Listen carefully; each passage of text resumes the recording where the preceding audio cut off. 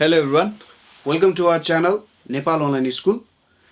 SLC दिएर अहिले plus 2 मा साइन्स लिइराख्नु भएको विद्यार्थीहरूलाई र अहिले हाम्रो क्लास 11 को न्यू कमर स्टुडेन्ट्सहरूलाई नेपालको सबसे ठुलो biggest digital platform Nepal online school हजुरहरूलाई स्वागत गर्दछ र तपाईहरुकै लागि भनेर हामीले ग्रेड 11 फिजिक्स सुरु गर्न गइरहेको छौं, फेरि पनि नेपाल अनलाइन स्कुलमा है त।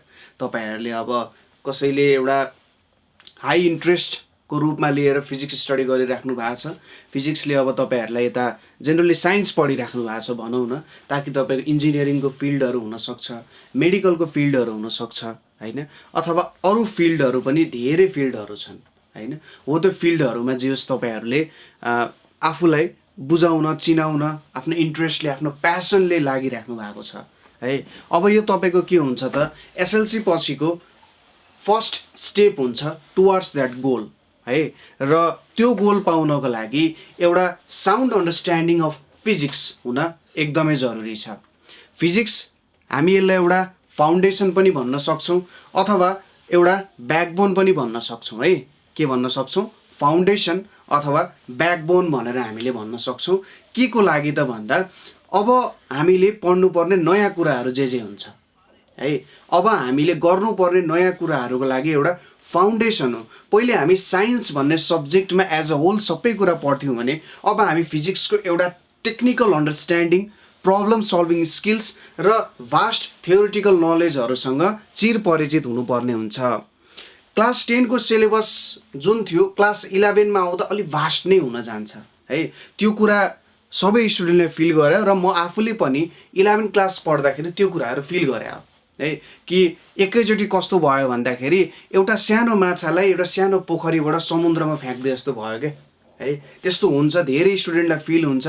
धेरै स्टुडेन्टहरु हतोत्साहित, ओभरवेल्म्ड हुनुहुन्छ कि अरे यार मैले कसरी कभर गर्न सक्छु यो सिलेबसहरु, कसरी पढ्न सक्छु, मलाई बुझ्न पनि मन छ, एक्जाममा राम्रो मार्क्स पनि ल्याउन मन छ र एउटा राम्रो के कामहरु गर्न मन छ। धेरै स्टुडेन्टहरुलाई फिजिक्स ओलम्पियाडहरुको पनि इन्ट्रेस्ट छ, धेरै अरु कम्पिटिसनहरु पनि हुन्छ, रोबोटिक्सहरुमा पनि त्यस्तो हुन्छ है। जस फिजिक्ससँग रिलेटेड धेरै प्रकारको कम्पिटिसनहरु in and out of valley भइरहेको हुन्छ, इन्टरनेशनल कम्पिटिसनहरु पनि भइरहेको हुन्छ जहाँ धेरै स्टुडेन्ट्सहरु गइराख्नु भएको हुन्छ है। म आफ्नो टाइममा, आफू कलेज पढ्दाको टाइममा पनि मेरो कलेजबाट पनि 2-3 जना स्टुडेन्ट्सहरु अलिकति एक्स्ट्रा अर्डिनरी नै हुनुहुन्थ्यो, उहाँहरु कम्पिटिसनहरुमा जानु भएको थियो।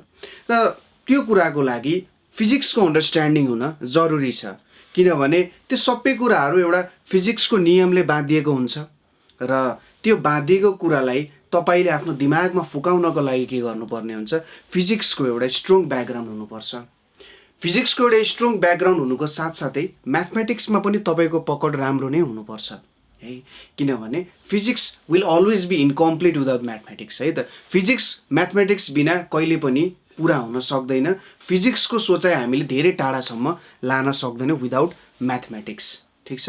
त्यसैले हामीले तपाईहरुको लागि एउटा कुरा गर्न खोजिरहेका छौं। नेपाल अनलाइन स्कुलले तपाईहरुको लागि यस्तो एउटा प्लेटफर्म बनाउन खोजिरहेको छ। सबैजना हामी यति क्यापेबल छैनौं कि हामी भ्यालीमा आएर पढ्न सकौं अथवा नेपालको बेस्ट एजुकेशनल इन्स्टिट्युटहरुमा पढ्न सकौं। सबैको सोचाइ भनौं न, जनरल स्टुडेन्टको सोचाइ, मेरो सोचाइ, तपाईको सोचाइ, वरिपरिको सोचाइ के हुन्छ, म सेन्ट जेभियरमा पढौं, बुढानीलकण्ठमा पढौं, एसओएस मा स्टडी गरौं भन्ने एउटा सोच हुन्छ। तर त्यो सोच जहिले पनि पूरा हुन्छ भन्ने छैन। त्यसोभए के मैले चाहिँ वर्ल्डको बेस्ट बुक्सहरुबाट निचोडको नलेज जुन हुन्छ अथवा वर्ल्डको बेस्ट बुकबाट हुने थ्योरी, प्र्याक्टिकल, न्यूमेरिकल्सहरु के सल्भ गर्न पाउँदिन त भन्ने धेरै स्टुडेन्ट्सको दिमागमा सोचाइ हुन्थ्यो। तर हामी त्यो कुरा तपाईहरुको लागि पूरा गर्न गइरहेका छौं। अब भनेको हामीले फाउन्डेसन बनाउने समय हो। अब हामीले यस्तो स्ट्रङ फाउन्डेसन बनाउनु पर्छ कि वर्ल्डको कुनै पनि ठाउँमा कम्पिटिसन गर्न हामीले सक्नुपर्छ। र नेपाल अनलाइन स्कुल तपाईहरुको यो स्टेप्समा, तपाईको जुन पहिलो यो स्टेप चाल्नु भएको छ, यो स्टेपमा तपाईहरु सँगै हुन्छ, तपाईहरुले हरेक ठाउँमा हेल्प गर्छ है। र आज हामी क्लास 11 को फिजिक्सको सिलेबस डिस्कसन गर्न गइरहेका छौं। सुरुमा त मलाई आफूले सिलेबस हेर्दा अलि छक्क पर्यो। मैले पढेको भन्दा धेरै कुराहरु जेस चेन्ज भइसक्या रहेछ है। अहिलेको रिसेन्ट 2076-2020 को सिलेबस अनुसार धेरै कुराहरू चेन्ज भएको रहेछ भन्नाले स्वाप भएको 11 को कन्टेन्ट्सहरू 12 मा 12 को कन्टेन्ट्सहरू 11 मा। मलाई पनि यो कुराहरू ठिकै लाग्यो किनभने मैले सोचिरहेको थिएँ 11 को कन्टेन्ट्स एकदमै भारी थियो है र त्यसलाई 12 मा स्वाप गरेर जो स्टुडेन्टलाई एउटा के भयो भन्दाखेरि एक स्टेप अलिकति बिस्तारै हिँड्ने मौका मिल्यो है।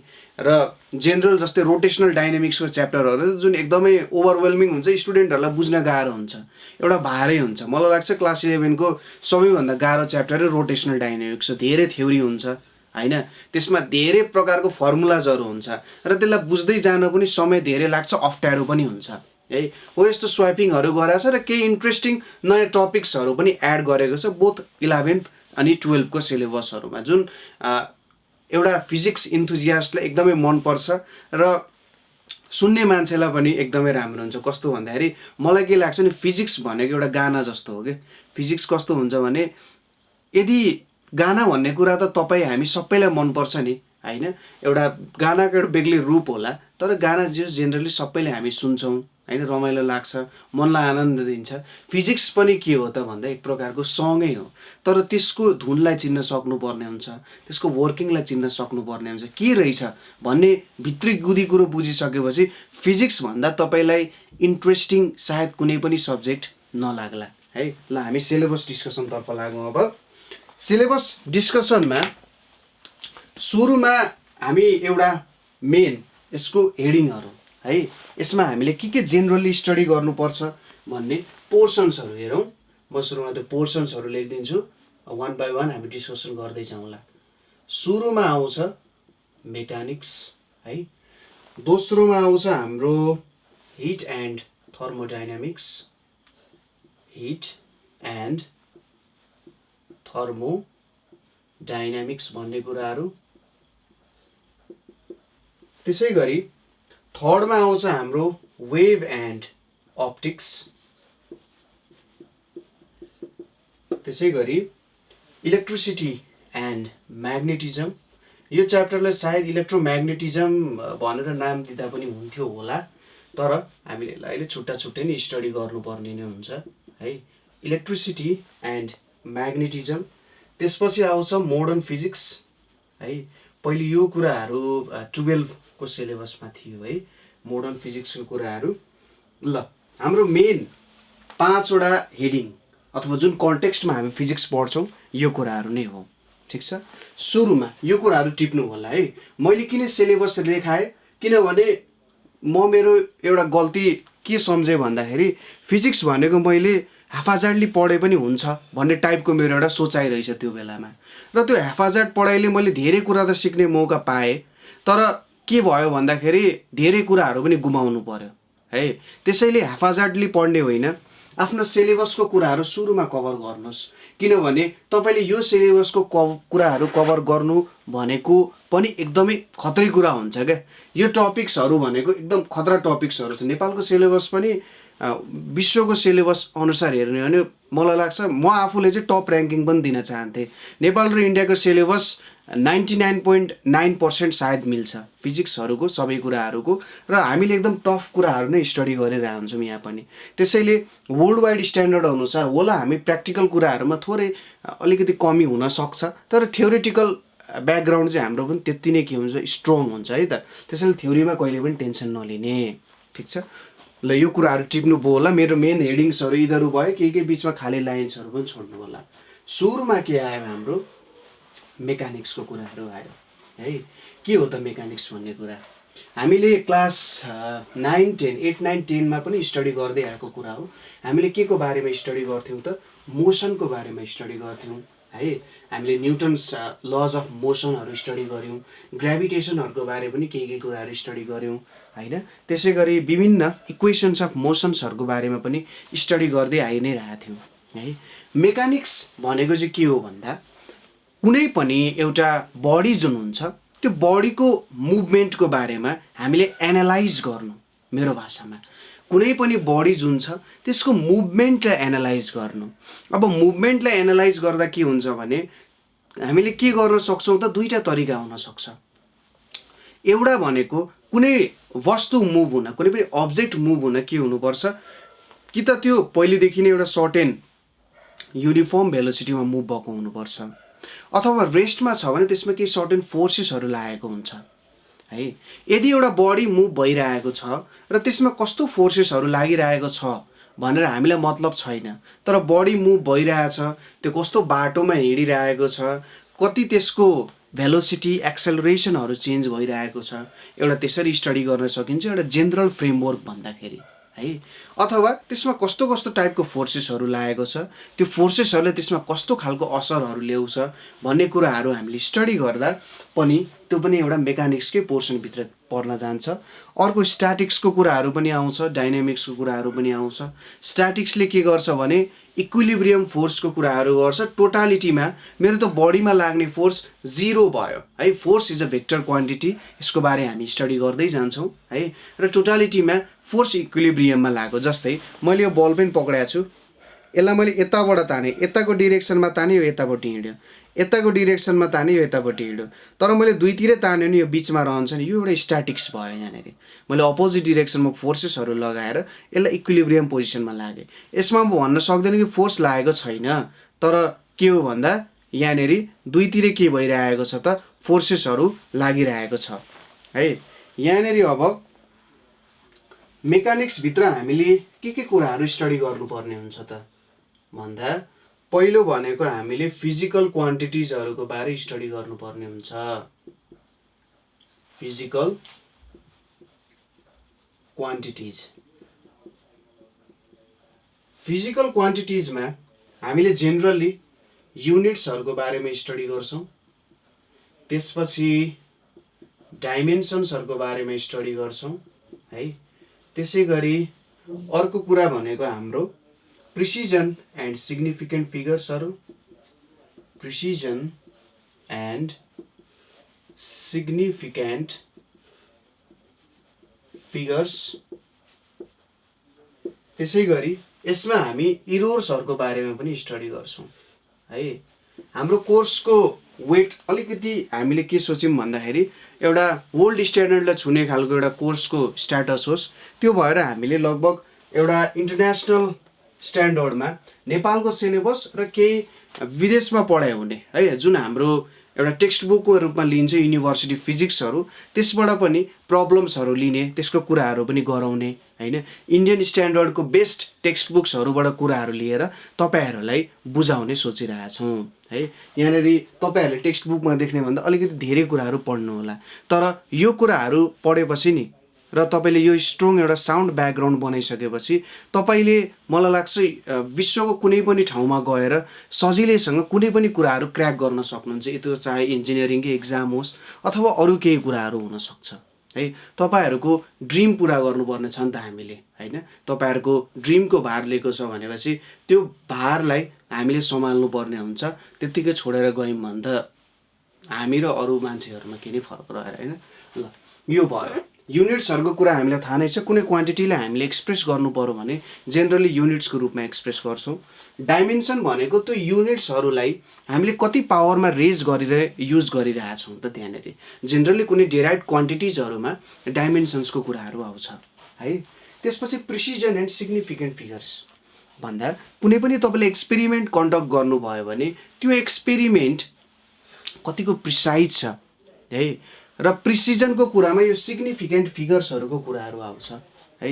सिग्निफिकेन्ट फिगर्स भनेको जस्तै तपाईँले डेसिमल प्लेसेसहरू लिनुहुन्छ नि, जति धेरै डेसिमल प्लेसेसहरू भयो तपाईँको जुन एक्सपेरिमेन्ट छ त्यो त्यति नै धेरै प्रिसाइज भयो भनेर भनिन्छ। प्रिसिजन सँगसँगै अर्को एक्युरेसी भन्ने कुरा जोडिन्छ। जस्तै एक्युरेसी भनेको चाहिँ कस्तो हुन्छ भने तपाईँको एउटा ट्रु भ्यालु हुन्छ, त्यो ट्रु भ्यालुको कति नजिक छ त भन्ने कुरा चाहिँ एक्युरेसीसँग जोडिन्छ। जस्तै मेरो कुनै मेजरमेन्ट गर्दाखेरि ट्रु भ्यालु 3 हुन्छ र मैले दुईवटा रिजल्ट निकालेँ, एउटा निकालेँ 2.9, अर्को निकालेँ 2.899 भनेर निकालेँ। 2.9 के छ, ट्रु भ्यालुको नजिक छ, त्यसैले मोर एक्युरेट छ। तर 2.899 के छ, मोर प्रिसाइज छ, त्यहाँनिर धेरै सिग्निफिकेन्ट फिगर्सहरू छ। यसको बारेमा अझै हामी कुरा गर्छौँ है त। त्यसपछि इरोर्सहरूको कुराहरू आउँछ। एक्सपेरिमेन्टहरू गर्दाखेरि अभियसली इरोरहरू आउने नै जान्छ। हो त्यो इरोर्सहरूको प्रब्लमहरू कसरी सल्भ गर्ने हो त्यसको बारेमा पनि हामीले डिस्कसन गर्नुपर्ने हुन्छ। इरोर्सहरू भनेको के हो, कस्तो टाइपको इरोर्सहरू हुन्छ र इरोर्सको प्रब्लमहरू हामीले कसरी सल्भ गर्न सक्छौँ, यो कुराहरू हामी फिजिकल क्वान्टिटिज भन्ने च्याप्टरमा यही कुराहरूलाई स्टडी गर्छौँ। यहाँभित्र धेरै सब टपिक्सहरू छ र यसको बारेमा हामी एकदम डिटेलली नै स्टडी गर्छौँ। ठिक छ। म के भन्छु भने युनिभर्सिटी फिजिक्स एउटा किताब तपाईँले डाउनलोड गर्नु, त्यो फ्रिली अभाइलेबलै छ, सायद openstacks.com समथिङ के छ साइट, 3वटा छ होला। अनि अर्को पनि म एउटा के सजेसन दिन्छु भने तपाईँले मोबाइल किन्न लागिराख्नु भएको छ, मोबाइल किन्न लागिराख्नु भएको छ भने नि यदि मोबाइलमा 10,000 खर्च गर्न लागिराख्नु भएको छ भने 5,000 को फाइनमेन लेक्चर्स इन फिजिक्स किन्नुहोस्, 15,000 को मोबाइल किन्नुहोस् है। 5,000 को त फाइनमेन लेक्चर्स इन फिजिक्स भन्ने किताब किन्नुहोस्, किनभने त्यो किताब भनेको तपाईँको लागि मात्रै होइन, तपाईँको आउने जेनेरेसनको लागि पनि त्यो किताबले काम गर्छ। वर्ल्डको बेस्ट फिजिक्स किताब फर थ्योरिटिकल नलेज, त्योभन्दा अरू कुनै हुन सक्दैन।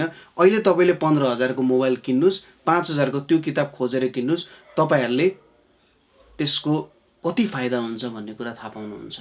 मोबाइल बिर्सिनुहुन्छ क्या तपाईँहरूले है। फाइनमेन लेक्चर्स इन फिजिक्स हुन त त्यो पनि डाउनलोडमा छ है, सजिलैसँग त्यसलाई डाउनलोडहरू गर्न सकिन्छ। जस राखिदिएको छ काल्टेक युनिभर्सिटी अथवा फाइनमेन लेक्चर्स इन फिजिक्स भनेर खोज्नु, त्यसको पिडिएफहरू मजाले पाउनुहुन्छ। तर एउटा फिजिकल्ली नै किताब हुनु र एउटा पिडिएफमा पढ्नु धेरै नै ठुलो अलिकति डिफ्रेन्स चाहिँ हुन जान्छ है त। यो भयो हाम्रो पहिलो फिजिकल क्वान्टिटिजको कुराहरू है। यो सँगसँगै हामी यिनीहरूको हिस्ट्रीहरू पनि स्टडी गर्दै जान्छौँ।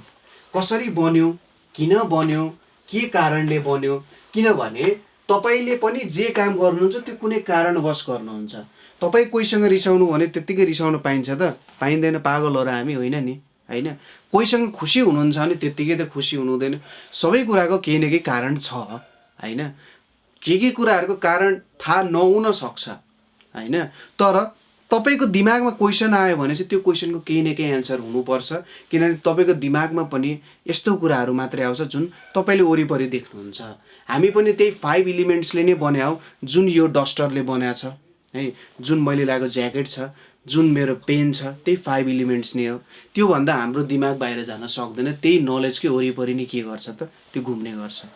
ठिक छ। त्यसपछि हाम्रो आउँछ अर्को भेक्टर्स, एकदमै इन्ट्रेस्टिङ कुरा।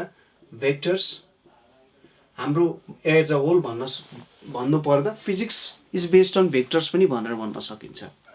भेक्टर्स भन्दा नि टेन्सर्स भनेर भन्नुपर्ने हुन्छ, किनभने vectors are special case of tensors. तर म टेन्सरतिर जान्न। टेन्सरको म्याथमेटिक्स कुनै बेला रमाइलो हुन्छ, कुनै बेला पढ्न मन लाग्यो त्यो पढौँला।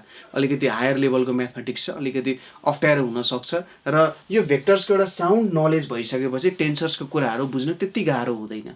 नाम अलिकति भारी छ, थोरै भिजुअलाइज गर्न अलिकति अप्ठ्यारो हुनसक्छ। तर भेक्टर्सलाई हामीले राम्रो रूपमा बुझिसकेपछि त्यो कुराहरूलाई हामीले सम्झिन, बुझ्न, त्यसलाई एप्लाई गर्नको लागि त्यति गाह्रो हुँदैन। र तपाईँले एप्लिकेसनको रूपमा काम गर्दा टेन्सर्स आउँछ मोर देन भेक्टर्स। भेक्टर्समा हामीले एउटा त ट्रायङ्गल लको बारेमा स्टडी गर्छौँ है, ट्रायङ्गल ल। त्यसै गरी अर्को आउँछ पारालेलोग्राम ल भनेर आउँछ, ल अफ भेक्टर्स। त्यसै गरी आउँछ resolution of vectors, resolution of भेक्टर्सको कुराहरू आउँछ। अनि स्केलर एन्ड भेक्टर प्रोडक्ट्सहरूको कुराहरू आउँछ। यहाँभित्र युनिट्स भेक्टरहरूको कुरा आउँछ। अरू धेरै एप्लिकेसन्सहरूको रूपमा हामीले काम गर्छौँ है। जस्तै तपाईँ छाता कसरी ढल्काउनु पर्यो, पानी परिरहेको छ, छाता कतातिर ढल्काउँदा चाहिँ तपाईँलाई पानीले भिजाउँदैन होइन। जस्तै एउटा गाडी अगाडि हिँडिरहेको छ भने त्यसको पछाडि भाग भिज्छ, अगाडि भाग भिज्दैन टाइपको क्वेसन्सहरू हुन्छन् नि है। हो त्यस्तो टाइपको क्वेसन्सहरू हामी गर्छौँ। धेरै प्रकारको क्वेसन्सहरू छ त्यहाँनिर। अनि एउटा बोटको प्रब्लमहरू पनि हुन्छ, स्विमिङको प्रब्लमहरू हुन्छ, एउटा प्लेन उड्ने प्रब्लम हुन्छ होइन। कुन डिरेक्सनतिर प्लेन जान्छ होला, यसको भेलोसिटी कति छ होला, रिलेटिभ भेलोसिटीको कुराहरू पनि हामी हेर्छौँ यहाँभित्र है। स्केलर एन्ड भेक्टर प्रोडक्ट्सहरू त तपाईँहरूले बुझ्नु नै भएको छ, तर यसलाई अझै डेप्थमा हामी बुझ्न खोज्छौँ के हो रिजोल्युसन अफ भेक्टर्स भनेको। हामीले के गर्न सक्छौँ भने एउटा भेक्टर मात्रै छ भने त्यसलाई कतिवटा भेक्टर बनाउन मन छ त्यतिवटा भेक्टरमा हामी बनाउन सक्छौँ, ठिक छ। त्यो भनेको खासमा के हो भने सपोज रिजोल्युसन भनेको चाहिँ कस्तो हो भन्दा सपोज तपाईँ मसँग रिसाउनु भयो है, तपाईँ मसँग रिसाउनु भयो, एक्कासी रिसाउनु भयो क्या, मैले सिर्फ तपाईँलाई भनेको थिएँ त्यो पानी लिएर आइदियो न मलाई तिर्खा लाग्यो भनेर, मैले ल्याउँदिनँ भनेर कसैले भन्यो अरे होइन, हो त के हुन्छ रिसाएर भन्यो है। तर त्यो रिसको कारण के थियो होला त भन्दा पछाडिको कुराहरू जुन हुन्छ नि कजहरू क्या, हो त्यो कजहरू, ठिक छ। कुनै पनि भेक्टर त्यत्तिकै एउटा सिङ्गल रूपमा हुन सक्दैन, त्यसको पनि डिफ्रेन्ट कजेसहरू हुन्छ है। त्यो नै के हो त रिजोल्युसन अफ भेक्टर्सको कुराहरू हो है। त्यसपछि भेक्टर्सहरू स्टडी गरिसकेपछि यो लेख्नुभयो होला है। भेक्टर्स पछि हाम्रो अर्को पोर्सन आउँछ काइनेम्याटिक्सको। काइनेम्याटिक्स भनेको कस्तो हो भन्दाखेरि काइनेम्याटिक्स भनेको कुनै पनि बडीको मोसनको बारे हामी स्टडी गर्नु without knowing the cause of motion, ठिक छ। काइनेमेटिक्स भनेको के हो त हामीले कुनै बडीको बारे मोसन बारे स्टडी गर्नु without knowing the cause of motion. हामीलाई मोसन कसरी भयो मतलब छैन, तर त्यसको बारे स्टडी गरिरहेछौँ। यहाँनिर हाम्रो थोरै क्यालकुलसको कुराहरू आउँछ, त्यसलाई म बुझाउँछु तपाईँहरूलाई। इन्स्ट्यान्टेनियस भेलोसिटी, त्यसै गरी एक्सेलरेसनको कुराहरू आउँछ। इन्स्ट्यान्टेनियस भेलोसिटी अनि एक्सेलरेसनहरूको कुराहरू आउँछ। त्यसै गरी यहाँनिर इक्वेसन अफ मोसनको कुराहरू आउँछ। हामीले हुन त क्लास 10मा पनि क्लास 9मा होला 10मा पनि छ होला सायद इक्वेसन अफ मोसनको बारे स्टडी गरेका थियौँ। तर यहाँनिर अझै हामी ग्राफिकल्ली हेर्छौँ। यहाँनिर ग्राफिकल्ली के गर्छौँ, यसलाई सल्भ गर्ने काम गर्छौँ, कसरी ग्राफ बनाउने, के गर्ने, कस्तो हुन्छ भन्ने कुराहरू। त्यसै गरी motion of freely falling body, motion of freely falling body, एउटा बडी जब त्यसमा कुनै पनि फोर्स नलाई हामी त्यसलाई छोड्छौँ, त्यसको मोसन्सहरू कस्तो हुन्छ। कन्सेप्ट सजिलो छ, तर यसको न्युमेरिकल प्रब्लम्सहरू अलिकति गाह्रो हुनसक्छ। हो त न्युमेरिकल प्रब्लम्सहरू हामी बिस्तारै सल्भ गर्दै जान्छौँ। कस्तो कस्तो न्युमेरिकल्सहरू आउँछ, त्यसमा के बुझ्न जरुरी छ भन्ने कुराहरू ट्रिकी हुन्छ थोरै। त्यसपछि आउँछ प्रोजेक्टाइल मोसन। जस्तै तपाईँले प्लेनबाट कुनै सामान फ्याँक्नु भयो भने त्यो कहाँनिर ल्यान्ड हुन्छ। तपाईँले बल फ्याँक्नुभयो है, फुटबललाई किक गर्नुभयो भने त्यसको फाइनल पोजिसन कहाँनिर हुन्छ, त्यसको म्याक्सिमम हाइट कतिसम्म पुग्छ, हो त्यस्तो कुराहरू।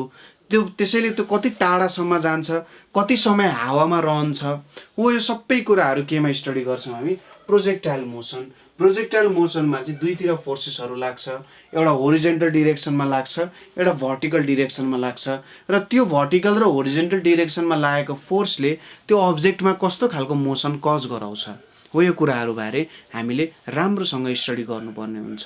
जेनरली हाम्रो न्युमेरिकल्सहरू भनेको फर्मुला बेस्ड हुन्छ, तर त्यो फर्मुलालाई रट्ने होइन, अन्डरस्ट्यान्ड गर्ने हो, कसरी बुझ्न सकिन्छ भनेर हामी त्यसको बारे पनि राम्रोसँग छलफल गर्नुपर्ने हुन्छ, ठिक छ।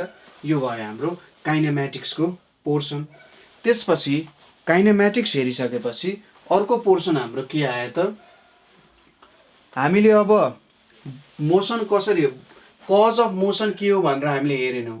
तर अब अर्को पोर्सन जुन छ डाइनामिक्स, यो डाइनामिक्समा हामी के स्टडी गर्छौँ, मोसन कसरी कज भयो त भन्ने कुरा पनि हामी स्टडी गर्छौँ, ठिक छ। मोसन कसरी कज भयो भनेर हामी डाइनामिक्समा स्टडी गर्छौँ है। डाइनामिक्स भनेको के रहेछ त, कुनै पनि अब्जेक्टमा मोसन भयो, कसरी भयो, किन भयो, त्यो कुराहरू पनि हामी स्टडी गर्ने भनेको केमा आउँछ, डाइनामिक्सको पोर्सनमा आउँछ। डाइनामिक्समा हामी लिनियर मोमेन्टमको बारेमा स्टडी गर्छौँ, लिनियर मोमेन्टमको बारेमा स्टडी गर्छौँ, के हो त मोमेन्टम भन्ने कुराहरू हामी स्टडी गर्छौँ। त्यसै गरी अर्को कुरा होस् इम्पल्सको कुराहरू, सर्ट टर्मको लागि लाग्ने फोर्सहरूको कुराहरू आयो। त्यसै गरी कन्जर्भेसन अफ लिनियर मोमेन्टम, कन्जर्भेसनको एक दुईवटा कुराहरू हामीले पढाएको थियौँ नि, जस्तै कन्जर्भेसन अफ एनर्जी भनेर हामीले पहिले पनि स्टडी गरेका थियौँ। एनर्जीको कन्जर्भेसनमा हामीले के स्टडी गरेका थियौँ भन्दाखेरि energy can neither be created nor be destroyed भनेर स्टडी गरेका थियौँ। यो कन्जर्भेसन अलिकति बेग्लै हुन्छ। के हुन्छ भन्दाखेरि टोटल इनिसियल र टोटल फाइनल कुरा जुन छ त्यो जहिले पनि कन्जर्भड हुन्छ भन्ने कुरा हुन्छ है त। त्यसलाई नै थोरै अलिकति बङ्गाएर हामीले थोरै यसमा युज गर्ने काम गर्छौँ है। त्यसपछि अर्को आउँछ एप्लिकेसन अफ न्युटन लजहरू। न्युटनको नियमहरूलाई हामीले कहाँ कहाँ एप्लाई गर्न सक्छौँ हो यो कुराहरू हामी स्टडी गर्छौँ है त। यो कुराहरू चाहिँ एउटा प्रब्लम सल्भिङ सेटमा पनि पर्छ। तपाईँको एउटा प्रब्लम सल्भिङ स्किल्समा यसले धेरै लार्जली डिपेन्ड गर्छ। धेरै न्युमेरिकल्सहरू हामीले सल्भ गर्न जरुरी हुन्छ। त्यसपछि आउँछ मुमेन्ट, त्यसै गरी टर्क एन्ड नेक्स्टमा के छ हाम्रो इक्विलिब्रियम भनेर छ। मोमेन्ट टर्क एन्ड इक्विलिब्रियम छ। त्यसपछि फ्रिक्सनको कुराहरू आउँछ। के हो फ्रिक्सन भनेको, फ्रिक्सनको कजेजहरू के हो, angle of contact, angle of रिपोजहरू भनेको के हो होइन, स्लाइडिङ फ्रिक्सन, रोलिङ फ्रिक्सनहरू भनेको के हो, फ्रिक्सनको काम के छ, फ्रिक्सनलाई किन नेसेसरी इभिल भनेर भनिन्छ, हाम्रो दुनियाँमा फ्रिक्सनै नभएको भए हामीलाई के फाइदा हुन्थ्यो, हामीले के बेफाइदाहरू हुन्थ्यो, त्यो सबै कुराहरू हामी स्टडी गर्छौँ र त्यसको न्युमेरिकल्सहरू पनि गर्न जरुरी छ है। त्यसमा हामीले जेनरली एउटा यस्तो इन्क्लाइन्ड प्लेनमा धेरै न्युमेरिकल्सहरू सल्भ गरिरहन्छौँ। फ्रिक्सनको जुन हाम्रो 11मा सोधिरह हुन्छ त्यसमा त्यस्तै खालको प्रब्लम्सहरू सल्भ गरिरहन्छौँ। अर्को आउँछ हाम्रो वर्क इनर्जी एन्ड पावर है। Work energy and power short and sweet chapter छ। वर्क इनर्जी एन्ड पावर धेरै त्यस्तो डिमान्डिङ च्याप्टर होइन है, तपाईँलाई बुझ्न त्यस्तो गाह्रो चाहिँ हुँदैन, तर इन्ट्रेस्टिङ च्याप्टर चाहिँ छ, धेरै इन्ट्रेस्टिङ च्याप्टर चाहिँ हुन्छ।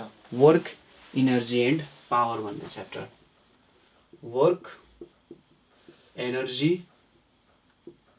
एन्ड पावर है, यो कुराहरूको बारे हामीले स्टडी गर्नुपर्ने हुन्छ। वर्क इनर्जी एन्ड पावरमा है, वर्क इनर्जी पावरमा हामीले work done by constant force,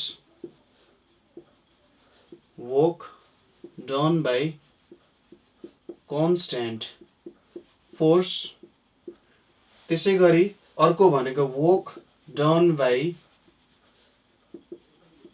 variable force है, चेन्जिङ फोर्स। त्यसै गरी यसमा पावरको बारे हामीले स्टडी गर्नुपर्ने हुन्छ। वर्क इनर्जी थ्योरमको बारे हामीले स्टडी गर्नुपर्ने हुन्छ। वर्क एनर्जी थ्योरमको बारे हामीले स्टडी गर्नुपर्ने हुन्छ।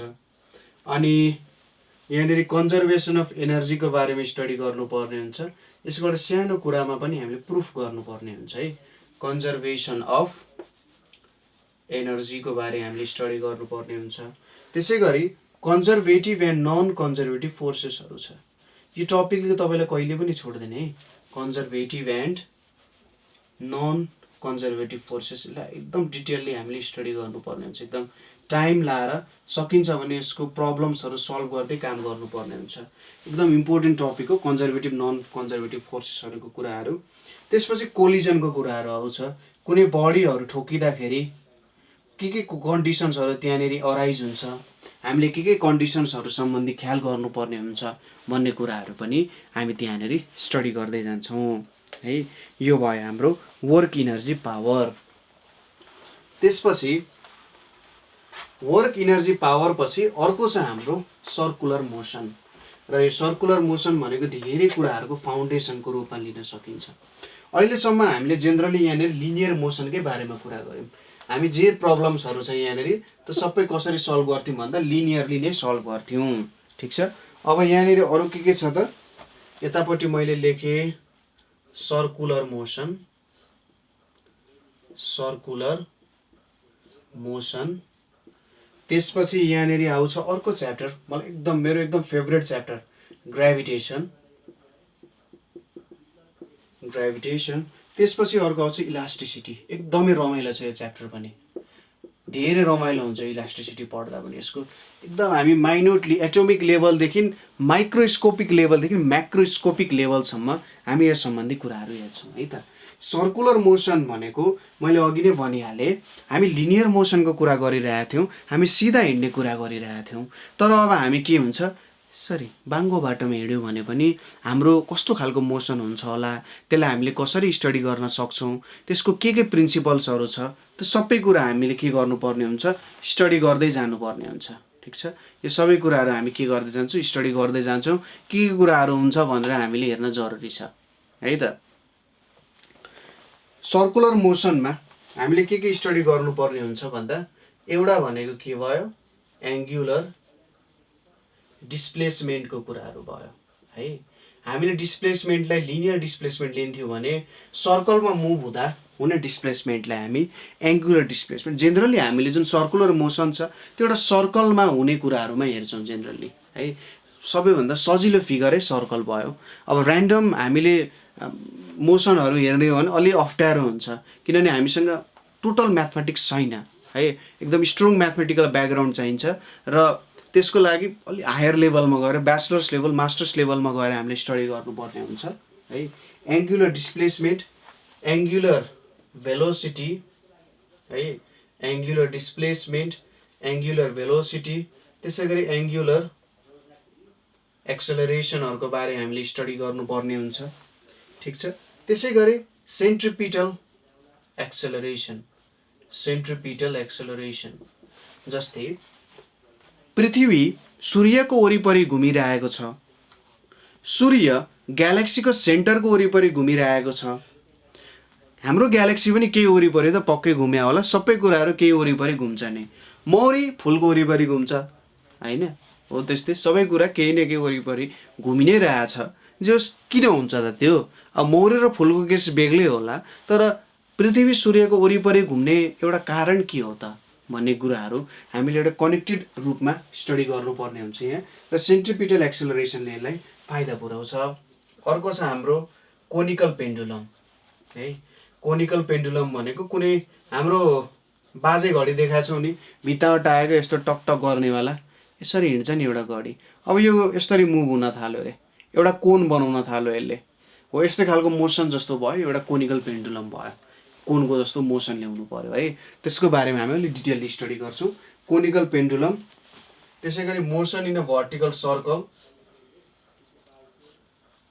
मोसन इन ए भर्टिकल सर्कलको बारे हामी स्टडी गर्छौँ। अनि एप्लिकेसन अफ ब्याङ्किङ भनेर छ। अब यसो हेर्दाखेरि अरे यार यो ब्याङ्कको कुरा यहाँ कहाँबाट आयो, यो हामीलाई त एकैचोटि ल्याएर म्यानेजमेन्टको कुराहरू पढाउन थाल्यो, होइन। यो ब्याङ्किङहरू भनेको चाहिँ रोड अलिकति कुनै ठाउँमा थोरै अग्लो हुन्छ, त्यो एउटै रोडको जुन सतह छ त्यो कुनै सतहमा अलिकति अग्लो हुनसक्छ, तल अलिकति होचो हुनसक्छ है, हो यस्तोलाई चाहिँ के भनिन्छ, ब्याङ्किङ्सहरू भनिन्छ। त्यसमा हाम्रो मोसन कस्तो खालको हुनुपर्छ, कसरी हिँड्नुपर्छ, कस्तो रोडमा किन ब्याङ्किङ गर्नु पर्यो, अथवा ब्याङ्किङ नगर्दा के हुन्छ, त्यसरी नउठाउँदाको घाटा के हुन्छ, सबै कुराहरू हामीले स्टडी नै गर्छौँ यसको बारेमा।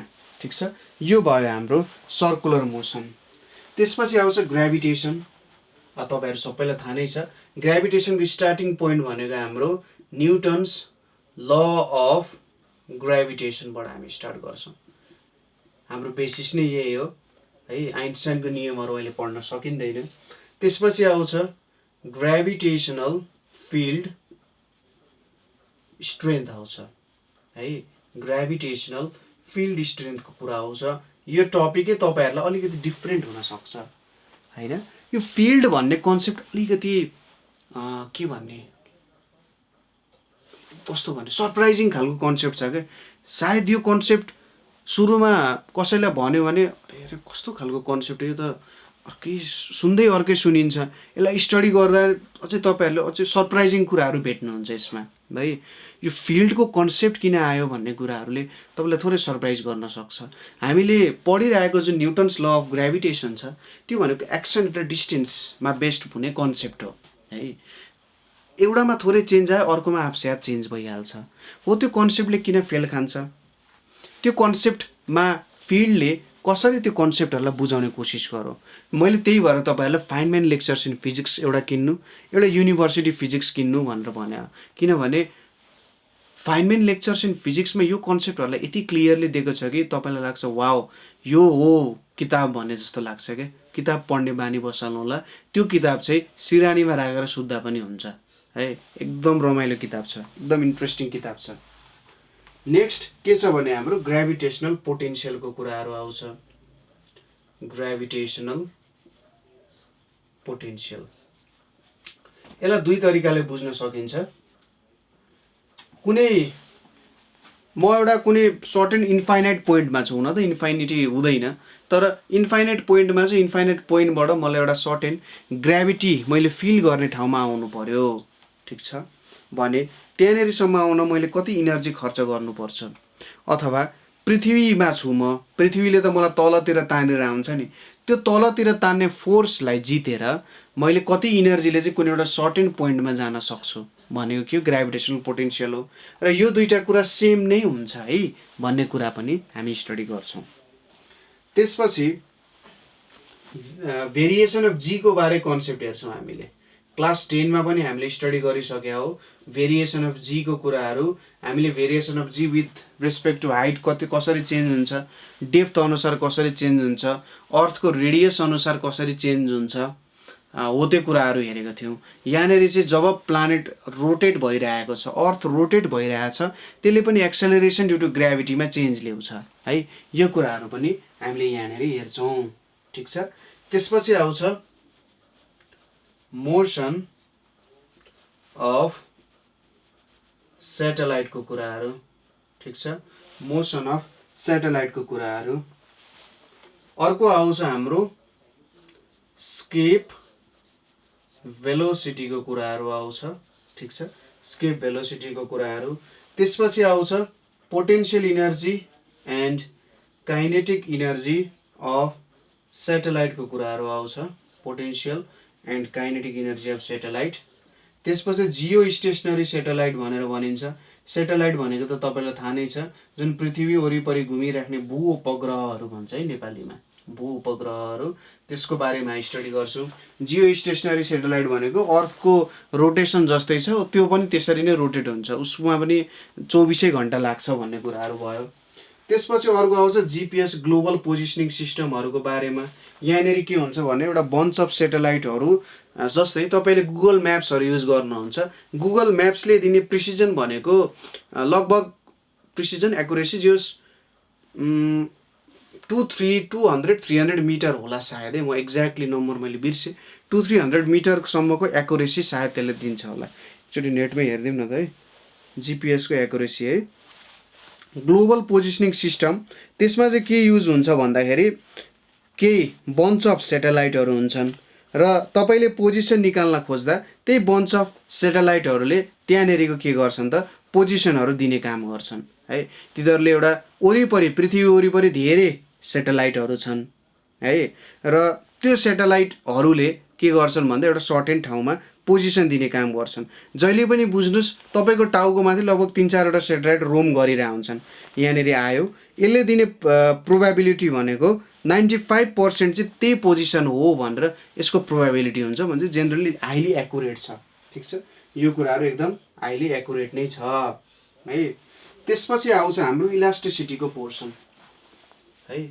जस्तै तपाईँलाई कसैले माया गरेर गाला तन्काएको होला नि हैन, गाला यसरी तन्काइदिन्छ, तन्काए चाहिँ छोडिदिन्छ, हल्का दुख्छ हैन, त्यो गाला किन तन्क्यो त है। तपाईँले रबर ब्यान्ड पनि हुनसक्छ, रबर ब्यान्ड किन तन्किन्छ, तन्किसकेपछि ओरिजिनल पोजिसनमा किन आउँछ, तर ओरिजिनल पोजिसनमा आइसकेपछि के हुन्छ, पहिले तन्केको भन्दा है पहिले जति त्यो एउटा गुजुक्क परेर बसेको थियो हैन, सानो भएर बसेको थियो, त्यो जतिकै पोजिसनमा आउन सक्दैन। किन आउन सक्दैन? त्यसै गरी एउटा स्टिल चाहिँ धेरै तन्किन्छ कि एउटा रबर धेरै तन्किन्छ है, हो त्यस्तो कुराहरू। पानी पनि तन्किन्छ होला त, हो त्यस्तो कुराहरू हामी स्टडी गर्छौँ है। धेरै कुराहरू छ इलास्टिसिटीमा, र खासमा इलास्टिसिटी हुन्छ कसरी हो त्यो कुराहरू पनि हामी स्टडी गर्छौँ। इलास्टिसिटीमा हाम्रो के छ भने हुक्स लहरू छ, हुक्स ल। त्यसपछि आउँछ स्ट्रेस अनि स्ट्रेनको कुराहरू आउँछ है, स्ट्रेस स्ट्रेनको कुराहरू।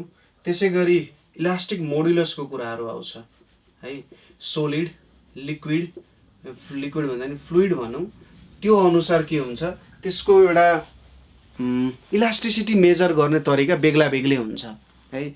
हो त्यो एउटा मेजर गर्ने तरिकाले हामी मोडुलस भनेर नाम दिएको हो भनेर बुझ्नु है त।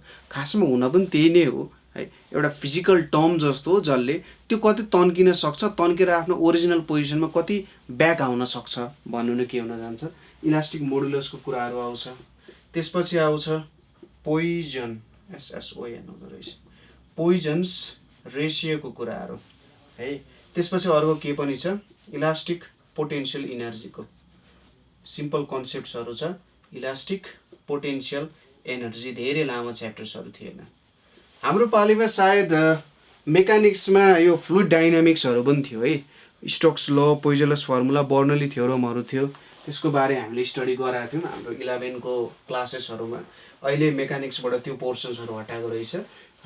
फ्लुइड डाइनामिक्स एकदमै भास्ट च्याप्टर छ, हामीले थोरै त्यसको सानो एउटा टुक्रा मात्रै यहाँनिर स्टडी गर्थ्यौँ। तर जेनरल्ली त्यो टुक्रा नै के हो त, एज अ होल फ्लुइड डाइनामिक्सलाई गभर्न गर्ने कुराहरू नै हामी स्टडी गर्थ्यौँ है। बर्नौलिस थ्योरमहरूको कुराहरू, स्ट्रिमलाइन फ्लोको कुराहरू होइन, फ्लुइडहरू कसरी फ्लो हुनसक्छ, त्यसको थ्योरिटिकल फ्लो के हो, हामीले प्र्याक्टिकल्ली देख्ने कुराहरू के हो, किन त्यस्तो हुन्छ त भन्ने कुराहरू हामी स्टडी गर्थ्यौँ है। हो त्यो फ्लुइडहरूलाई कसरी चिन्न सकिन्छ, कस्तो फ्लुइड चाहिँ एउटा सलल बग्ने टाइपको हुनसक्छ होइन, कस्तो फ्लुइड चाहिँ अलिकति झन्कार टाइपको फ्लुइडहरू हुनसक्छ होइन, जे पाए त्यही बग्ने टाइपको हो त्यस्तो हुनसक्छ। हो त्यसको थ्योरिटिकल स्ट्यान्ड पोइन्टमा रहेर हामीले स्टडी गर्छौँ। प्र्याक्टिकल्ली त्यसलाई हामीले गर्न अलिकति अप्ठ्यारो नै हुन्छ, हामीसँग डिभाइसेसहरू जेनरली त्यसको लागि छैन। अलिकति डिभाइसेसहरू भनेको हामी हिमालतिर सर्नुपर्ने हुन्छ है, त्यो कुराहरू हेर्नको लागि जेनरली ल्याबहरू पनि हामीसँग छैन त्यस्तो टाइपको। सायद फ्लुइड मेकानिक्सको ल्याब हामीले के गर्थ्यौँ त त्यो बेलामा, फ्लुइड मेकानिक्सबाट ल्याब थिएन, फ्लुइड मेकानिक्सको गर्दैन थियौँ हामी। यो स्टोक्स ल भन्ने सायद गर्थ्यौँ होला, टर्मिनल भेलोसिटीको कन्सेप्टहरू लाएर चाहिँ गर्थ्यौँ होला है। त्यो ठ्याक्कै के हुन्थ्यो भन्दाखेरि एउटा बल हुन्थ्यो, त्यसलाई एउटा एकदम हेभी डेन्सिटी भएको लिक्विडमा हामीले यसरी राखेर के गर्थ्यौँ, बगाइदिन्थ्यौँ। ठिक छ। अर्को भनेको हाम्रो के छ, नेक्स्ट मेन हाम्रो हेडिङ भनेको हिट एन्ड थर्मोडाइनामिक्स भन्ने छ। हिट एन्ड थर्मोडाइनामिक्सको पोर्सन छ है, हिट एन्ड थर्मोडाइनामिक्स। हिट भनेको तपाईँलाई एउटा सिम्पल भाषामा भन्नुपर्दा के हुन्छ त भन्दा ताप, नेपालीमा भनेको भन्नाले हिट भनेको के हो, ताप हो, एउटा सेन्सेसन अफ वार्मथ भनेर भनिन्छ। ठिक छ। तर वाट इज हिट भन्ने क्वेसनले पनि धेरै ठुलो ठुलो थ्योरिजहरू ल्याएको छ। जस्तै तपाईँहरूलाई के थाहा छ भने हिट भन्ने कुरा जहिले पनि वार्मबाट कोल्डतिर जान्छ, हायर जहाँनिर धेरै amount of heat energy present छ त्यहाँबाट लोवर इनर्जीमा जान्छ। तर यस्तो हुनु पर्यो किन, कारण के हो होइन, र यसलाई हामीले कसरी बुझ्न सकिन्छ।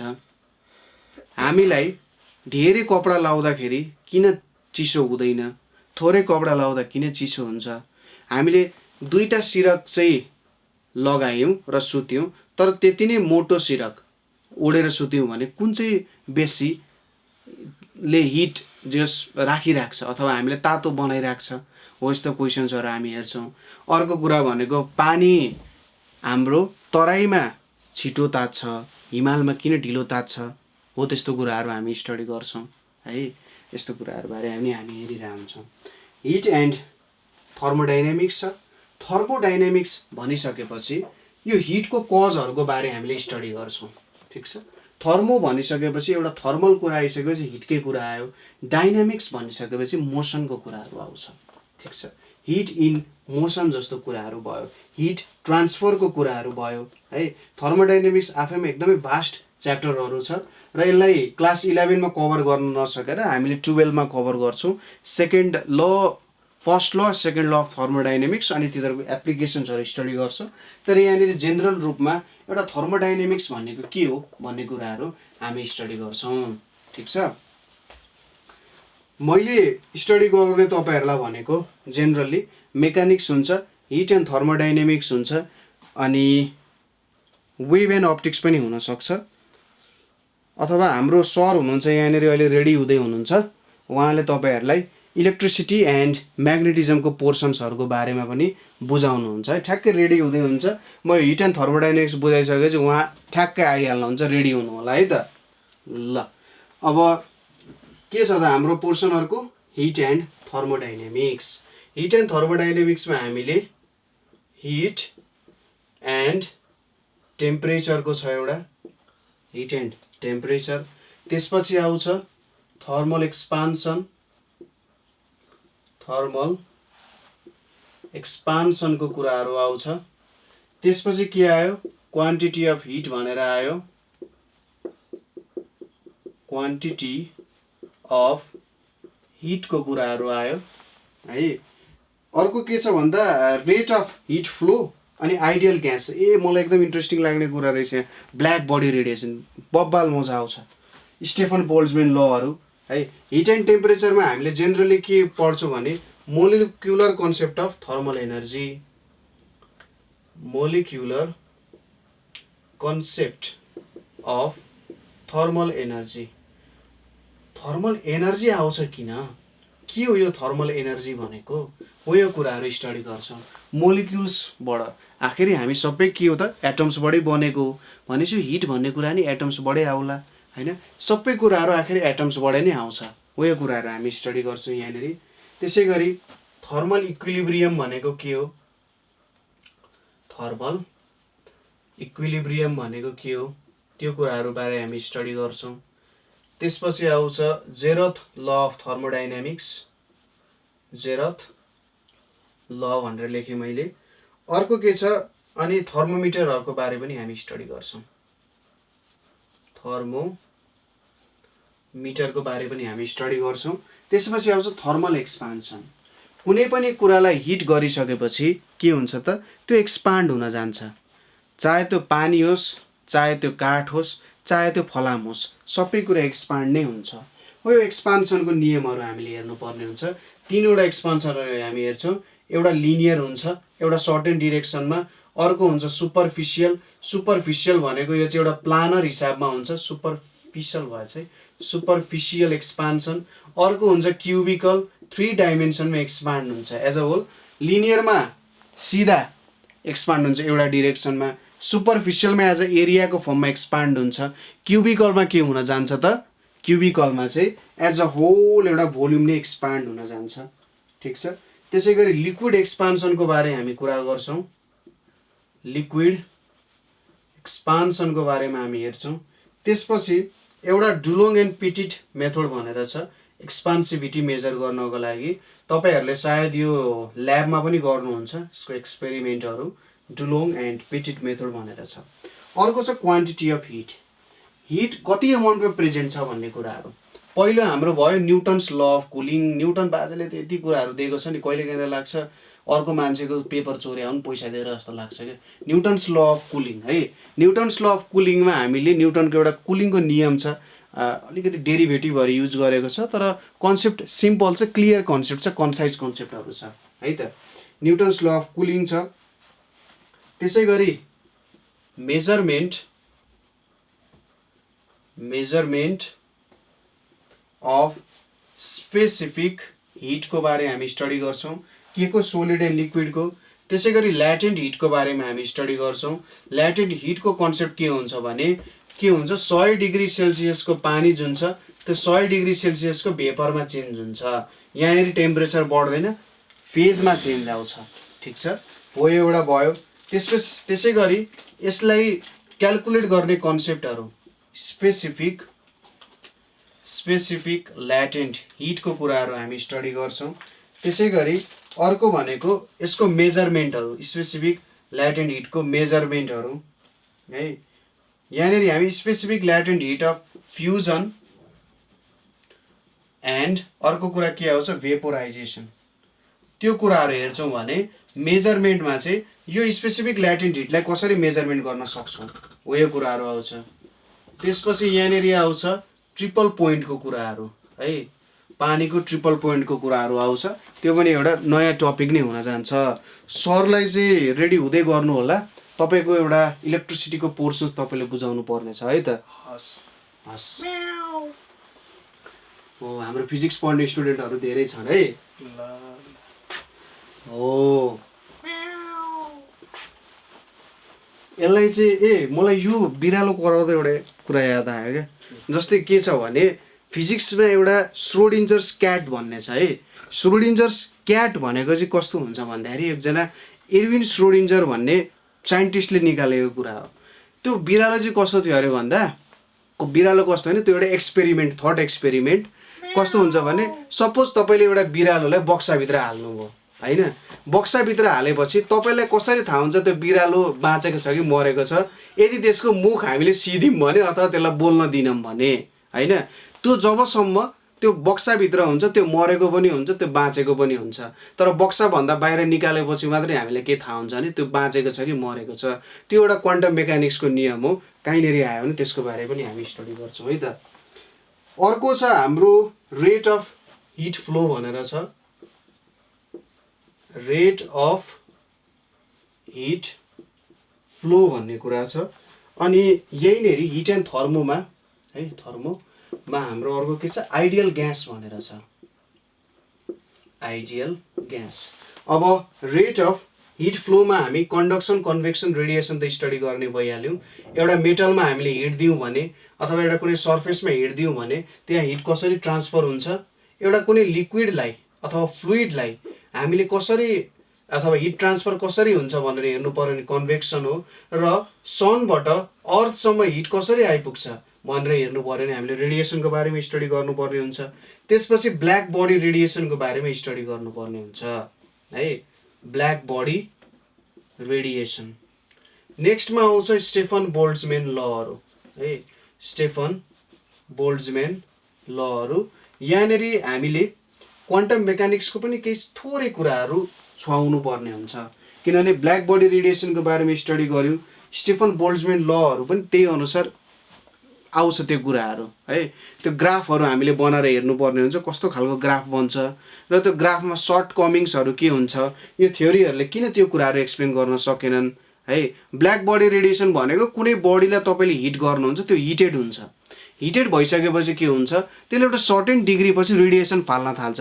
हुन त त्यसले रेडिएसनहरू फाल्छ, तर हामीले देख्न सक्ने खालको जुन भिजिबल रेन्जमा पर्ने रेडिएसनहरू छ त्यो एउटा सर्टेन रेन्ज पछि फाल्छ है। त्यसपछि अझै धेरै ततायौँ भने के होला भन्ने एक्सपेरिमेन्टहरू थ्योरिटिकल्ली हामी त्यसको बारेमा स्टडी गर्छौँ। अनि आयो आइडियल ग्यास।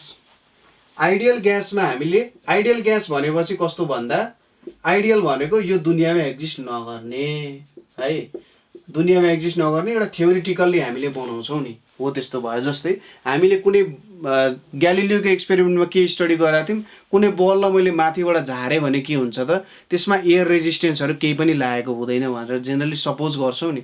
हो यो पनि यस्तै हो, बाहिरी कुराहरूले केही पनि इफेक्ट नगर्ने धेरै कन्डिसन्सहरूलाई बाँधेर के गरेर राखेको हुन्छ त, आइडियल ग्यास बनाएको हुन्छ, आइडियल ग्यास इक्वेसन। त्यसै गरी मोलिकुलर प्रपर्टिज अफ म्याटरहरू, म्याटरहरूको प्रपर्टिजहरू, मोलिकुलर प्रपर्टिज अफ म्याटर है, मोलिकुलर प्रपर्टिज। त्यसै गरी kinetic molecular model of gas, यो भनेको सायद म्याक्सवेलको ग्यास इक्वेसन होला है, काइनेटिक मोलिकुलर मोडल भनेको। अर्को छ derivation of pressure exerted by gas, derivation of pressure exerted by ग्यासको कुराहरू आउँछ। अनि एभरेज ट्रान्सलेसनल काइनेटिक इनर्जी है, धेरै टर्म्सहरू आइरहेछ है यहाँनिर, तर यो सबै कुराहरू यति सजिलो छ कि तपाईँहरूलाई लाग्ला होइन यार यति सजिलो राख्नु साटो ऱ्याम स्यामहरू राखेर भइहाल्थ्यो नि होइन, किन यस्तो ल्याङल्याङ गर्ने है। Average translational kinetic energy. त्यसै गरी बोल्ट्जम्यान कन्स्टेन्ट, खतरा ल निकालेको थियो यिनले, स्टेफन, यिनलाई लुडविग बोल्ट्जम्यान है यिनको नाम चाहिँ, यिनलाई थर्मोडाइनामिक्सको अब बाउै भन्दा नि हुन्छ। अर्को छ आरएमएस स्पिड भन्ने छ, रुट मिन स्क्वायर स्पिड भन्ने कुरा छ। त्यसपछि अर्को आउँछ हिट क्यापासिटिजको कुराहरू आउँछ है। सिपीसिबीको कुराहरू हामीले यहाँनिर स्टडी गर्नुपर्ने हुन्छ। हाम्रो स्पेसिफिक हिटको कुराहरू प्रेसर भोल्युम अनुसार के भइरहेको हुन्छ, चेन्ज भइरहेको हुन्छ जेनरली, ठिक छ। अब हाम्रो अरू पोर्सनहरूको स्टडी गराउने सर आउनु होला यहाँनिर। यसो आफ्नो पोर्सन्सहरू वेभ एन्ड अप्टिक्स, इलेक्ट्रिसिटी, म्याग्नेटिजमहरू, मोडर्न फिजिक्सहरूको बारेमा केही स्टुडेन्टहरूलाई भनिदिनु होला है त। कुन पोर्सन बाँकी छ सर? हाम्रो चाहिँ के हो भन्दाखेरि हामीले डिभाइड गर्ने यो टपिक्सहरूमा अब इलेक्ट्रिसिटी, म्याग्नेटिजम अनि मोडर्न फिजिक्सको कुराहरू अनि वेभ एन्ड अप्टिक्सको थोरै स्टुडेन्टहरूलाई बुझाइदिनु के रहेछ भनेर हामी दुईजना मिलेर तपाईँहरूलाई चाहिँ बेस्ट तरिकाले फिजिक्स एक्सप्लेन गराउँछौँ। तपाईँहरू ढुक्क भएर बस्नु होला। 100% तपाईँले जस्तो फिजिक्स पढ्न चाहनु भएको छ त्यो फिजिक्स हामी तपाईँलाई डेलिभर गर्छौँ है त। स्वागत छ तपाईँहरूलाई हाम्रो प्यारो च्यानल नेपाल अनलाइन स्कुलमा। सरले चाहिँ म्याक्सिमम सिलेबस डिस्कस गरिसक्नुभयो। अब चाहिँ म केही पार्ट हजुरहरूलाई डिस्कस गर्छु। अनि मेरो पार्टमा चाहिँ आइडियल ग्यास इक्वेसन सरले गरिसक्नु भयो होइन। म यति पार्ट चाहिँ मेट छु, यति पार्ट चाहिँ म मेट छु यताको। तपाईँहरूले नोट डाउन गरिसक्नु भयो होला, मलाई थाहा छ। आज हामी यो फिजिक्सको सिलेबस डिस्कस गर्दैछौँ र सिलेबस चेन्ज भएको छ हाम्रो। अनि यसमा चाहिँ नेक्स्ट पार्ट हुन्छ हाम्रो wave and optics. Wave and optics एकदमै इम्पोर्टेन्ट र इन्ट्रेस्टिङ पार्ट हो। यसमा चाहिँ हामी अप्टिक्सहरूको फेनोमेना, अप्टिक्ससँग रिलेटेड सिद्धान्तहरू, प्रिन्सिपल्सहरू हामी पढ्छौँ। अब जस्तै यसमा हामी वेभ अप्टिक्स भनेको छ, यसमा हामी रियल र भर्चुअल इमेजेसका कुराहरू, कस्तो इमेजलाई रियल भन्ने, कस्तो इमेजलाई भर्चुअल भन्ने, मिरर फर्मुलाहरू भयो। अनि refraction at plane surfaces, laws of reflection, reflective indexes, lateral shift भनेको के हो, टोटल इन्टरनल रिफ्लेक्सन्स भन्ने के हो, यो सब कुराहरू हामी एकदमै डिटेलमा विथ कन्सेप्ट, विथ क्वेसन्स र हाम्रो बोर्ड लेभल हुने गरी एडभान्स लेभलसम्म हामी जान्छौँ। सरले जति पनि किताबको नाम लिनुभएको छ त्यो सबै वर्ल्डको बेस्ट बुकहरू हो। तपाईँहरू बरु मोबाइल राम्रो नकिन्नुहोस् तर बुक राम्रो किन्नुहोस्। राम्रो कुरो सरले अघि गर्नुभएको थियो, म सुनिरहेको थिएँ। अब त्यस्तै हामी लेन्सेसहरूका नि कुरा गर्छौँ। Spherical lens, lens maker formula, power of lens. अहिले चाहिँ हामी सिम्पली यो हेडिङ हामी पढ्छौँ, त्यति मात्र भनिरह। जब हामी डिटेलमा पढ्छौँ, एउटा टपिक नै हाम्रो एक लेक्चरको हुन्छ, 45 आवर्स, नट 45 मिनट्सदेखि 1 आवरको हाम्रो एउटा लेक्चर हुन्छ। त्यसमा हामी एउटा पार्टलाई एकदमै डिटेल रूपमा कभर गर्छौँ, बोर्ड प्लस इन्ट्रान्स दुवै हुने गरी। त्यसपछि कुरा आउँछ हाम्रो इलेक्ट्रिसिटी एन्ड म्याग्नेटिजम। एकदमै इम्पोर्टेन्ट च्याप्टर छ। मैले अस्ति चाहिँ इलेक्ट्रोस्ट्याटिकको सानो भिडियो, इन्ट्रोडक्सन भिडियो बनाएको थिएँ, त्यसको कन्टिन्युटी भिडियो अझै गर्न बाँकी छ। यसमा चाहिँ इलेक्ट्रिक चार्ज भनेको के हो, कुनै पनि बडीलाई चार्ज कसरी गर्ने, चार्ज कसरी इन्ड्युस गर्न सकिन्छ कुनै पनि बडीमा, डिफ्रेन्ट मेथड अफ इलेक्ट्रिफिकेसन्स हुन्छ। बडीलाई चार्ज गर्ने डिफ्रेन्ट मेथडहरू हुन्छन्, जस्तै रबिङ मेथड भयो, फ्रिक्सन्स मेथडले नि चार्ज गर्न सकिन्छ। अनि कन्डक्सन मेथडले नि चार्ज गर्न सकिन्छ, इन्डक्सन मेथडले नि चार्ज गर्न सकिन्छ। त्यो सबै हामी पढ्छौँ। चार्जिङ बाई इन्डक्सन हाम्रो सिलेबसमा नि छ।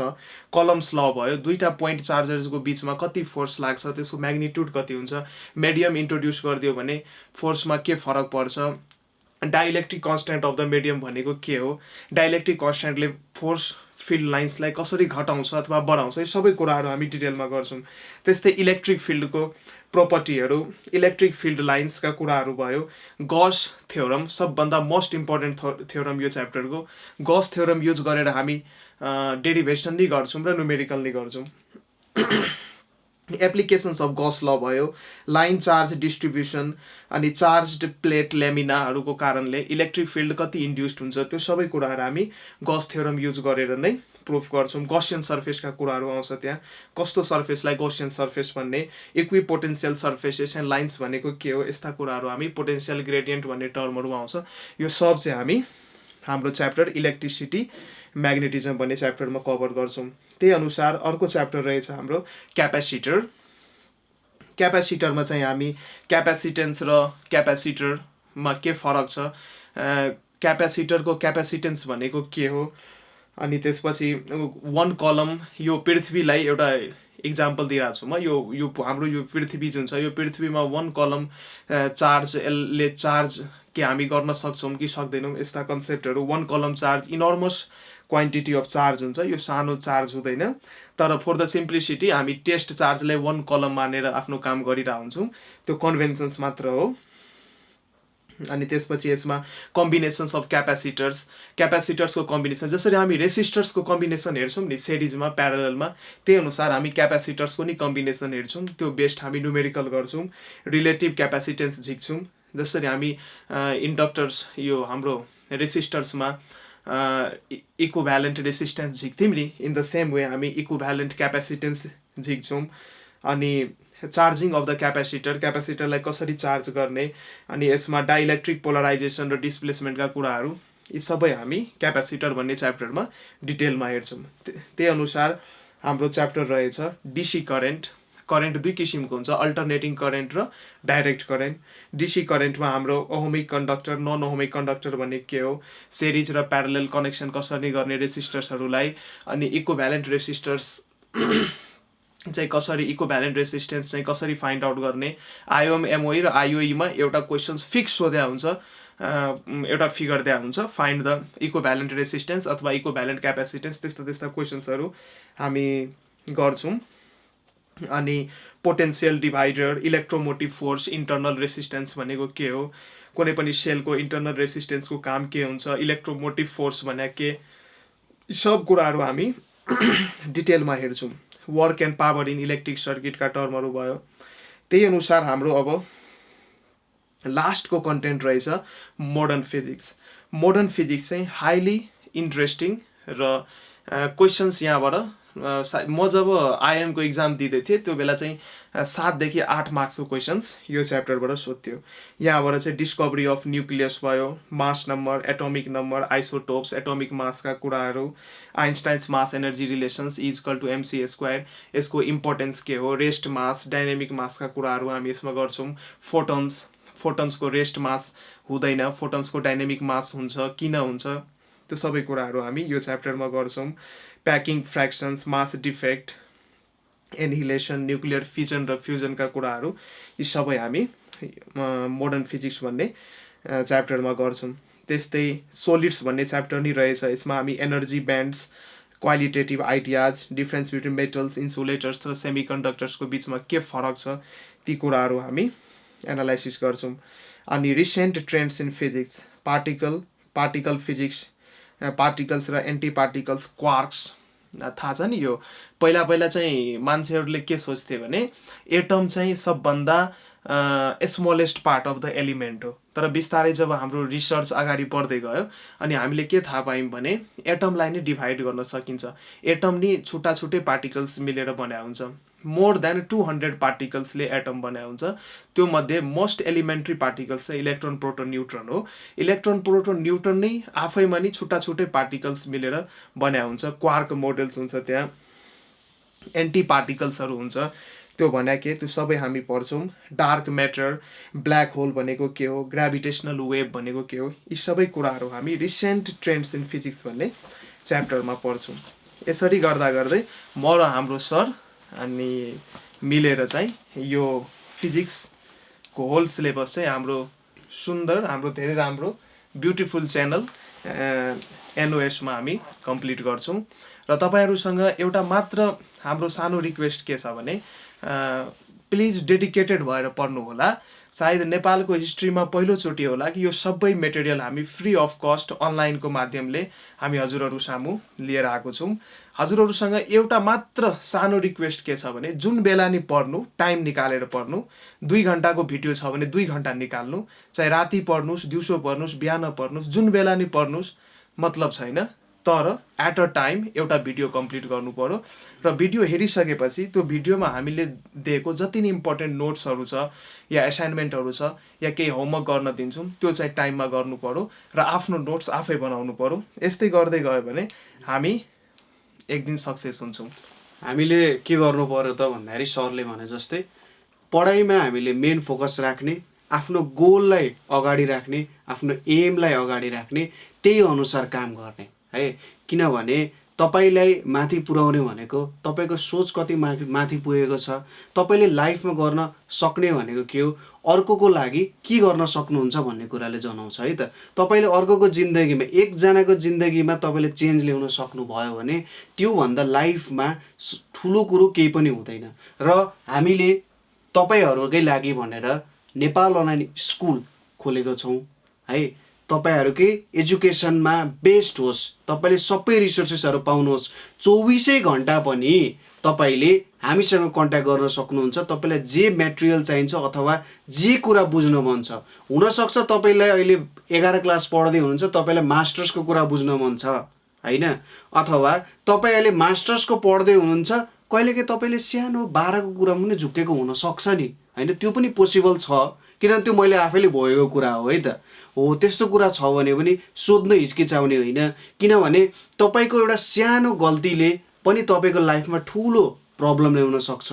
तर तपाईँको जबले अब एउटा सानो कुरा सोध्नुहुन्छ जुन तपाईँलाई कन्फ्युजन लागेको छ, त्यसले पनि तपाईँको लाइफमा धेरै ठुलो चेन्ज ल्याउन सक्छ।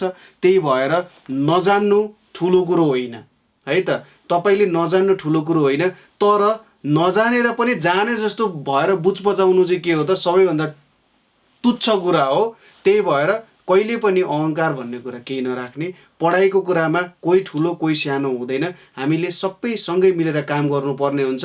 र तपाईँ हामी नै हो, हामीले कहिले पनि बाहिर गएर हो हल्ला गर्दैनौँ। हामी देश चेन्ज भनेको एजुकेसनको थ्रुबाट गर्छौँ, त्यसको लागि तपाईँको साथ चाहिएको छ। तपाईँले नै हामीसँग मिलेर के गर्नुपर्ने हुन्छ, देशलाई परिवर्तन गर्नुपर्ने हुन्छ। देश भनेको युवाको हातमा हुन्छ र तपाईँले काम गर्नु भएन भने कसले काम गर्छ भन्ने कुरा जहिले याद गर्नु होला। र विदेशमा गएर अथवा यहाँ बसेर टिभी हेरेर मात्रै होइन म देशलाई चेन्ज गर्छु, के गरेका छन् त अरूले भनेर भन्ने होइन। तपाईँले आफ्नो सानोभन्दा सानो समय देशलाई परिवर्तन गर्ने सोच्नु भयो र हामीसँग मिल्नु भयो र काम गर्नुभयो भने त्यसले धेरै ठुलो कन्ट्रिब्युसन ल्याउन सक्छ है त। ठिक छ, ल सर अरू केही भन्नुपर्ने छ हामीलाई सिलेबसको बारेमा, केही कन्टेन्टहरू छ अरू? सिलेबसको बारेमा हामीले डिस्कस गरिसक्यौँ, अनि तपाईँहरू नेटमा नि खोज्न सक्नुहुन्छ सिलेबस।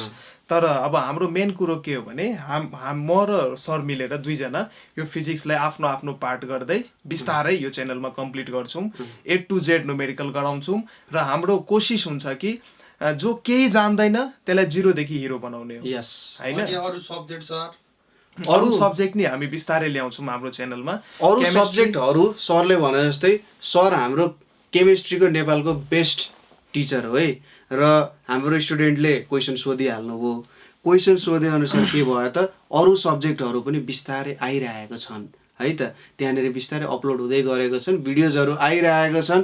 क्लास 11 को, क्लास 10 को, क्लास 12 को आइओई प्रिपरेसन, आइओएम प्रिपरेसन सबै सब्जेक्टहरू आइरहेको छ। तपाईँले छानी कुन पढ्न चाहनुहुन्छ, अझै तपाईँले फ्यासिलिटी के छ भने कुन टिचर छानेर पढ्नुहुन्छ, त्यो सबै फ्यासिलिटीहरू पनि आएको छ। किनभने मैले बुझाएको 2 जनाले बुझ्ला तर अरू 8 जनाले नबुझ्न सक्छ, त्यसको लागि पनि हामीले अर्को टिचर हजुरहरूलाई प्रोभाइड गरेकै छौँ है त, फ्लेभर अनुसार पढ्ने होइन त सर। सबै पार्टको आउँछ त सर? सबै पार्टको आउँछ, सबै टपिकको आउँछ, सबै टपिक आउँछ। अलिक एन्सरहरू सिकाउनुहुन्छ कि हुन्न? सबै सिकाउँछु सर, क्वेसन आन्सरदेखि लिएर टप लेभलका क्वेसन नि गर्न सिकाउँछौँ, बेसिक लेभलका क्वेसन नि गर्न सिकाउँछौँ।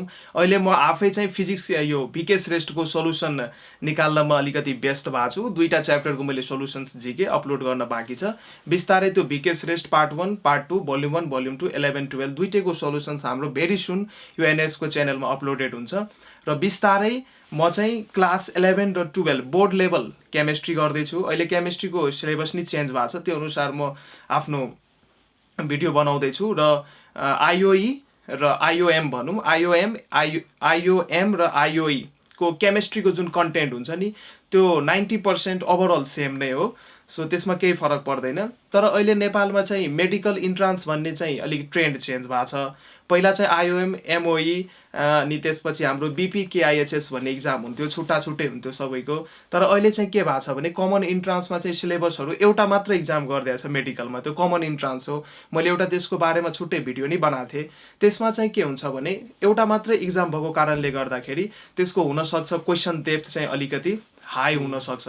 त्यसैले हामी चाहिँ त्यसको लागि छुट्टै आइओएम प्रिपरेसन भन्ने एउटा हामी च्यानल बनाउँछौँ अनि त्यसमा चाहिँ हामी इन्ट्रान्ससँग सम्बन्धित भिडियो हाल्छौँ र छुट्टा अब जो स्टुडेन्ट क्लास 11 मा छ अब त्यसलाई म इन्ट्रान्सको बारेमा पढाउन थाल्यो भने त्यसलाई नि अलिकति गाह्रो फिल हुन्छ नि। अब त्यस्ता स्टुडेन्ट्सको लागि बेसिक्सदेखि नै क्लियर गरेर सिम्पल भिडियोहरू जुन क्लास 11 12 मा जुन हाम्रो यो +2 कलेजहरूमा सरहरूले पढाउनुहुन्छ त्यो अनुसार हामी मेटेरियल डिजाइन गरेर यो एनओएस च्यानलमा फ्री अफ कस्ट राख्छौँ। तपाईँहरूसँग यति मात्र सानो रिक्वेस्ट के छ भने तपाईँहरूले अब पढ्नु पर्यो, हामीलाई देशलाई अगाडि बढाउनु छ, हामी लागिसक्यौँ, अब हजुरहरू लाग्नु पर्यो, यति मात्र भन्न चाहन्छु। ठिक छ सर, त्यसो भए अब हामी फिजिक्सको बेस्ट कन्टेन्ट बनाउनुतिर लागौँ, हाम्रो स्टुडेन्टलाई यो कुराहरू एकछिन हेर्न दिउँ, कन्टेन्ट बुझ्न दिउँ र तपाईँहरूले आफ्नो माइन्ड मेकअप गर्नु। तपाईँलाई यदि बेस्ट हुनु छ नि तपाईँले बेस्ट कुराहरू गर्नुपर्ने हुन्छ है, बेस्ट किताबहरूबाट नलेज लिनुपर्ने हुन्छ है, बेस्ट हुनको लागि बेस्ट कुराहरू नै गर्नुपर्ने हुन्छ जहिले पनि। ठिक छ ल, तपाईँहरूको लागि हामी अब कन्टेन्ट बनाउन गइरहेछौँ। फिजिक्सको कन्टेन्ट, केमिस्ट्री, बायोलोजी, म्याथमेटिक्स, त्यो चाहिँ हाम्रो 11 12 को कन्टेन्टहरू भयो। त्यसै गरी हामी प्राइमरी लेभलदेखि मास्टर्स लेभलको सबै कन्टेन्टहरू तपाईँहरूको लागि लिएर आउँदैछौँ। नेपाल अनलाइन स्कुलमा जानुहोस्, तपाईँहरू 11 क्लासमा हुनुहुन्छ नि अहिले, तपाईँहरूले आफ्नो दाइ दिदी हुनुहुन्छ, उहाँहरू ब्याचलर्स मास्टर्समा पढ्नुहुन्छ होला, उहाँलाई पनि तपाईँले हेल्प गर्न सक्नुहुन्छ है। सानो भनेर यो नसोच्नुहोस् कि म हेल्प गर्न सक्दिनँ होला, हुनसक्छ दाइ दिदीलाई कुनै सब्जेक्टमा प्रब्लम होला, नेपाल इन्डियन स्कुल छ नि हेर्न जानुहोस् न एकचोटि, त्यहाँनिर यस्तो राम्रो राम्रो भिडियोजहरू बनिरहेछ भनेर भन्ने हो क्या। तपाईँहरूले के गर्न सक्नुहुन्छ, अघि हामीले भनिहाल्यौँ नि, ज्ञान भन्ने कुरा सानो मान्छेसँग भनेर हुँदैन, ठुलो मान्छेसँग छ त्यो पनि होइन है। ज्ञान भनेको सबैले, सानो होस् ठुलो होस्, सानोसँग धेरै हुनसक्छ, सानो मान्छेले पनि हामीलाई जिन्दगीमा धेरै कुरा सिकाउन सक्छ भनेर बुझ्नुहोस्। आफूमा कन्फिडेन्स राख्नुहोस्, आफूले पढेको कुरामा कन्फिडेन्स राख्नुहोस्, तपाईँलाई कसैले पनि रोक्न सक्दैन। ल आजको लागि यति नै। नेपाल अनलाइन स्कुल हेर्दै गर्नु होला, लाइक कमेन्ट अनि सर के गर्न, सब्सक्राइब गर्न नभुल्नु होला है त। ल थ्याङ्क यू फर वाचिङ, धेरै धेरै धन्यवाद।